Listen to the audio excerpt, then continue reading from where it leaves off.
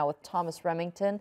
He's a visiting professor of government at Harvard University and joins me now live from Northport, Maine. Thank you so much for being with us on the program. Let me first get your thoughts on Kamala Harris's speech. There really seemed to be a sense of excitement among the campaign team in that room. One could see on her face and in the dynamism of her expression, she's very pleased that this opportunity has been possible. I have to say it was several weeks of uncertainty about whether and when Biden would indeed pull out of the race, and there was some uncertainty about whether he would immediately call for Harris to succeed him, and I think there was uncertainty about how quickly the other Democratic leaders in the country would come around to endorse her and consolidate the party around her, and that's come so very quickly.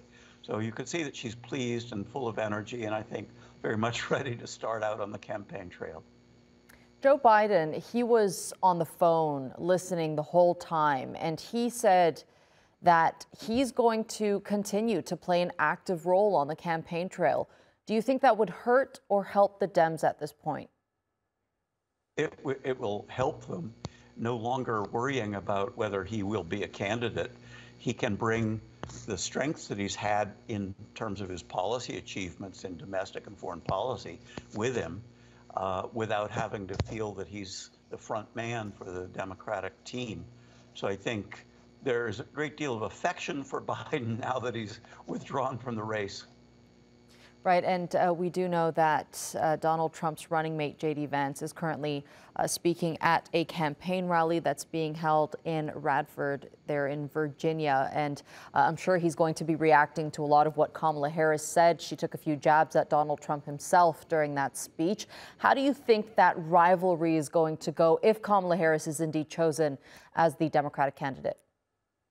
Traditionally, as you know, in the American presidential races, it was left to the vice presidential candidates to be somewhat more aggressive in attacking the other side's ticket.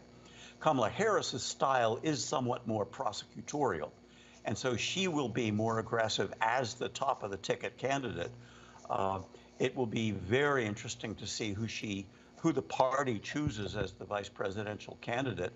But I think at this point, the Democrats feel that Trump has succeeded in getting away with doing things that in normal times voters would find unacceptable. So I think we're going to see a more aggressive approach to attacking Trump and Vance. We will see Vance's very, I'd say, unequivocal support for banning all rights to abortion as a leading issue for the Democrats.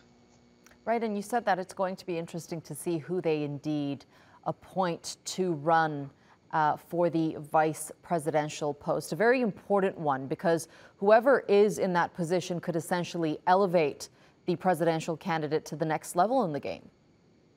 The political calculation always is, can that candidate bring his or her own state at a minimum? That's the minimum expectation.